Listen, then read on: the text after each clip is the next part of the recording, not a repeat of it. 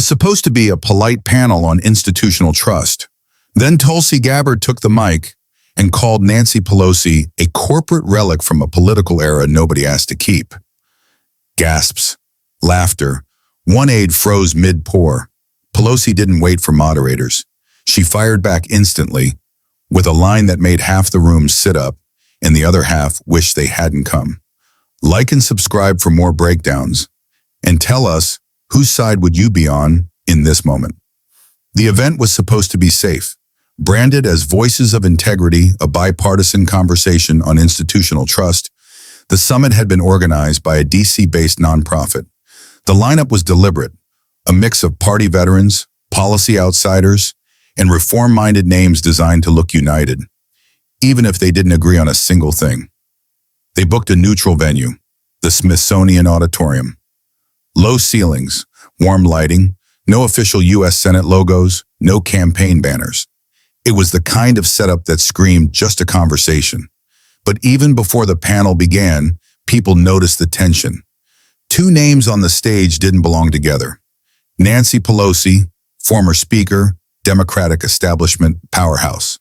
Tulsi Gabbard, former Congresswoman, independent voice, critic of party loyalty, and lately a lightning rod. Pelosi was in her signature white blazer, pearl necklace, and rehearsed smile. Gabbard, in navy blue and no jewelry, sat relaxed, arms crossed, chin tilted ever so slightly away. They hadn't spoken backstage. They hadn't even looked at each other. The moderator, a think tank executive, opened with a softball. What does public trust mean to you, and how do we rebuild it? Senator Chris Murphy gave a safe answer. Nina Turner, seated stage left, made a passionate plea for economic fairness. Pelosi leaned in next, hands folded, voice steady. Public trust comes from experience, from leadership that lasts, that learns, that shows up. The crowd nodded, the camera panned. It was clean, controlled, predictable. Then came Tulsi. She smiled politely for a second. With respect, Congresswoman, she said, I think public trust is broken because too many politicians refuse to leave when their time is up. And some still think we want a country run by corporate relics from a past that failed us. Gasps, the word hit like a ricochet, relic. Pelosi blinked. A pause. Then she leaned forward, still calm, still composed, but with that flash of steel only political survivors carry. But she didn't speak yet. She waited, because everyone knew what just happened. The room had stopped pretending. This wasn't about rebuilding trust. This was a collision between two generations of political power. And the gloves had just come off. And before the moderator could even pivot to the next question, Pelosi began to speak. Pelosi didn't blink, didn't adjust her mic, didn't reach for talking points. She looked straight at Tulsi and said, "Spare me the lectures, Congresswoman. Some of us have been cleaning up after populists long before you knew what a committee chair even did." A few people in the front row chuckled, not because it was funny, but because it would taunt. Tulsi didn't flinch. Pelosi kept going. You want to talk relics? Relics hold history. They carry weight. You don't build a democracy on hot takes and podcast appearances. You build it with stamina. And just like that, the temperature dropped. The moderator, clearly rattled, tried to pivot. Let's bring it back to institutional reform. But the moment had already escaped the outline. Gabbard leaned forward, now fully engaged. No smile, no smirk, just this stillness that cut right through the noise. Respectfully, Speaker Pelosi, you've built institutions that serve donors, not citizens. Stamina means nothing if the direction is wrong. Silence. You could hear the AC kick in. The moderator froze. Camera zoomed in. Someone in the second row dropped a pen and didn't even reach to pick it up. Pelosi didn't take the bait this time. She sat back, hands folded, face unreadable. But across the auditorium, staffers, interns, even the press knew this wasn't a disagreement, it was a reckoning. Two women who had once stood under the same banner now stared across a divide made of time, power, and principle. Gabbard, the voice of disillusioned voters. Pelosi, the embodiment of experience and everything that came with it. But it wasn't just about them. It was about the question hanging in the air. Who decides when power has expired? The moderator tried once more. Let's open it up to the audience for a few questions. Nobody moved, because in a forum built to rebuild trust, the real story had just become the conflict playing out on stage. Unscripted, sharp, and far more honest than the talking points ever hoped to be. It took less than 5 minutes. A staffer in the third row clipped the exchange, from Tulsi's corporate relic line to Pelosi's hot takes and podcast appearances. By the time the panel wrapped, the video had over 300,000 views on X. The caption was simple: Tulsi versus Pelosi, live, unfiltered, brutal. It exploded. And MSNBC tried to keep it quiet, but Fox News ran it before the hour was over. Tucker Carlson's substitute host opened the segment with, "Finally someone says it," to her face. Progressive Twitter split down the middle. Some called Tulsi's remark reckless. Others called it exactly what needed to be said. Meanwhile, Pelosi's defenders praised her composure. "Relics hold history," one user tweeted. Pelosi stayed composed while getting baited by a fading brand. But the internet didn't care about party lines. It cared about the spectacle and what it revealed. Clips from Pelosi's rebuttal were already making rounds with audio distortions and viral captions. Tulsi's face was frozen mid-delivery, overlaid with sirens and dramatic zooms. It wasn't just news, it was culture now. And then came the fire starter. The New York Post ran a cover story the next morning with the headline, "Relic versus Reformer, When Generations Collide." Inside the story was a bombshell leak. An anonymous source inside the panel claimed that Pelosi had been warned Gabbard was planning to be confrontational and chose to appear anyway. Pelosi didn't want to look scared, the source said. She thought Tulsi wouldn't go there. She miscalculated. Back at the Capitol, things got real. Reporters began asking sitting Democrats if they agreed with Gabbard's corporate relic claim. Few responded, even fewer defended. But the quiet told its own story. At a fundraiser that evening, Pelosi walked on stage to mild applause. She addressed the controversy directly. "If being called a relic is the price for building something that lasts, I'll pay it." The donors clapped politely, but the clip didn't land like it used to, because the moment had already shifted. This wasn't about Tulsi's delivery or Pelosi's legacy anymore. It was about what the public saw in both of them, and how hard it was to ignore the tension in that room. Moderators of the forum released a statement calling the panel candid and constructive. But they knew better. Everyone did. They didn't host a discussion. They just opened a fault line on live camera, and neither woman had blinked. Capitol Hill doesn't like uncertainty. It likes schedules, messaging, predictable outrage. But this wasn't on the calendar. The morning after the forum, the House Democratic Caucus met behind closed doors. Tulsi's name wasn't on the agenda, but she was in every whisper. Pelosi entered late, said nothing about the incident, and sat at the head of the table like always. But the temperature had changed. A few younger reps, mostly backbenchers and one progressive freshman from Oregon, exchanged glances when Pelosi began her remarks. She noticed, because no matter how long you have held the gavel, you feel when the floor starts shifting beneath you. At lunch, Representative Jayapal was asked by press if Pelosi's time had passed. She offered only, "I think it's always healthy to hear from voices outside leadership." Translation: the question is now fair game. Across the aisle, Republicans did what Republicans do. They capitalized. House Minority Whip Steve Scalise posted a quote card of Tulsi's line, "A corporate relic from a political era nobody asked to keep," and captioned it, "When even Democrats start telling the truth."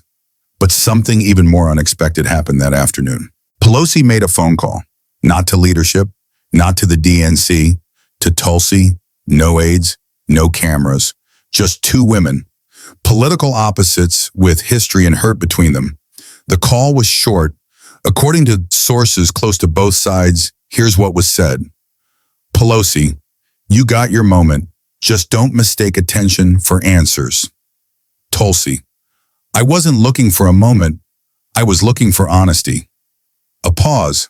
Pelosi reportedly responded, "Then start being honest about who still does the work." She hung up. No shouting, no threats, just a message. I'm still here. But even that couldn't hold the narrative, because by then, Politico had leaked an internal memo from a mid-level DNC comms staffer urging top leadership to reframe Pelosi's brand with next-gen voters. The memo included words like legacy fatigue and soft transition optics. Translation? They weren't just worried about Tulsi. They were worried Tulsi had said what millions were already thinking, out loud. Cable panels dissected the moment as generational warfare. Podcasters from both the left and right turned it into a full week's worth of content. Even a prominent feminist columnist penned an op-ed titled, "When calling a woman a relic isn't misogyny, it's strategy." Washington was shifting, and the speaker who had defined an era now found herself caught in a debate she didn't start, but couldn't walk away from either. All because someone said the thing nobody else in her party dared to. 3 days after the panel, Tulsi Gabbard walked into the Breaking Point studio. No script, no handlers, just a cup of coffee and that signature calm. The hosts didn't waste time. "Did you call Nancy Pelosi a corporate relic just to get a headline?" Tulsi smiled. "No, I said it because it was true, and because nobody else had the spine to say it while she was sitting 6 feet away." Clip, posted, viral. By noon, it had passed 4 million views. But it wasn't just the clickbait phrasing, it was how she said it. Calm, grounded, unapologetic. She didn't raise her voice, she didn't smear. She just laid out a case, step by step. Pelosi's strength used to be real, but she's stayed past the season of leadership. Now her legacy's being used to block the kind of change voters keep begging for. That's not service anymore. That's grip. The line hit hard. It landed in inboxes across Capitol Hill, forwarded by staffers who couldn't say the same thing aloud. It hit Gen Z TikTok with side-by-side edits of Tulsi speaking and Pelosi in slow-motion Senate clips. The trending caption, #Relic or Reformer, CNN, scrambled to reframe the narrative, booking Pelosi for a sit-down interview the next day. They framed it as a conversation about legacy, resilience, and moving forward. But it didn't go as planned. Anderson Cooper opened soft, asking how she felt about being attacked from inside the tent. Pelosi waved it off at first. "I've been in politics long enough to know when something's about principle and when it's about relevance."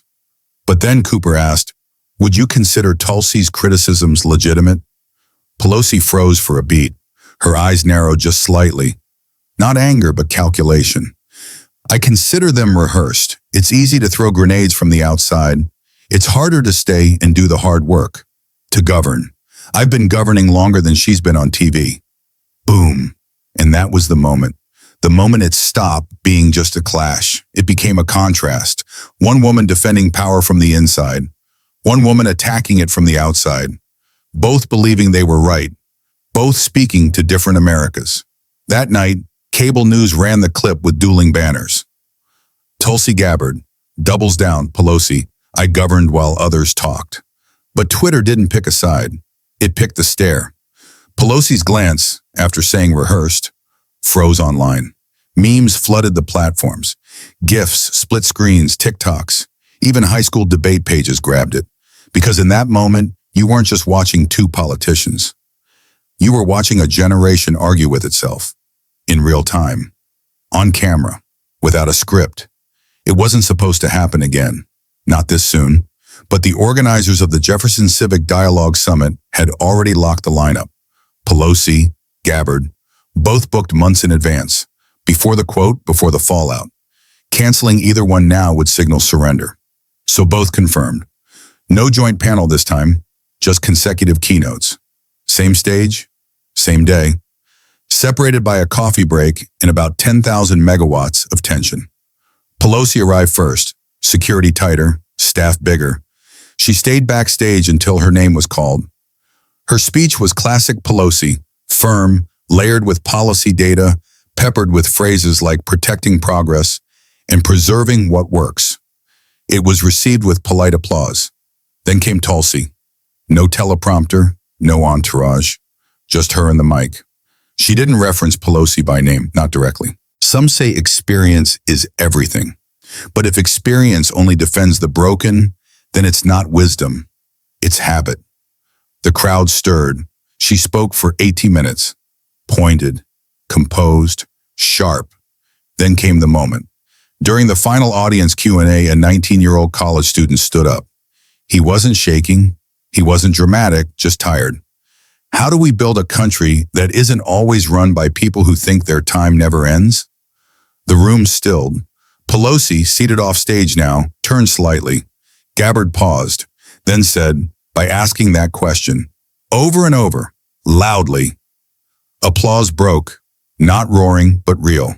People didn't cheer for fire. They cheered for truth that felt overdue. Pelosi reappeared at the very end. She wasn't scheduled to respond, but she took the mic anyway. Leadership is not about time served. It's about what you do when history asks something hard. She nodded to the student, and the moment it's not you who answers anymore, you step aside. Gasps, a few hands covered mouths, because for the first time in the entire saga, Pelosi gave a sliver of concession.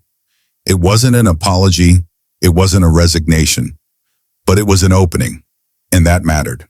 The moderator rapped quickly, sensing the weight of what had just happened. Outside, reporters scrambled to reframe their notes. Headlines ran fast. Pelosi hints at exit. Tulsi forces the legacy question back on stage. Gen Z's question steals the show. And in the span of 1 minute, a simple, quiet question from a student had done what all the sound bites and studio interviews couldn't. It made the moment human again. And for the first time, neither Tulsi nor Pelosi had the last word. By Monday morning, the headlines had changed, not softened, evolved. The same media that had framed it as a clash now saw it as a pivot. Pelosi acknowledges limits. Gabbard holds line. A new question reshapes the old guard. The end of an era or just a pause? But inside the Beltway, the reaction was sharper. Aides close to senior House leadership described Pelosi's closing remarks as calculated vulnerability, a way to test public temperature without fully letting go. Tulsi's camp didn't respond at all, because the silence spoke louder now. The night after the summit, both women returned to private life. No press hits, no interviews, no follow-up tweets, just one clip making the rounds.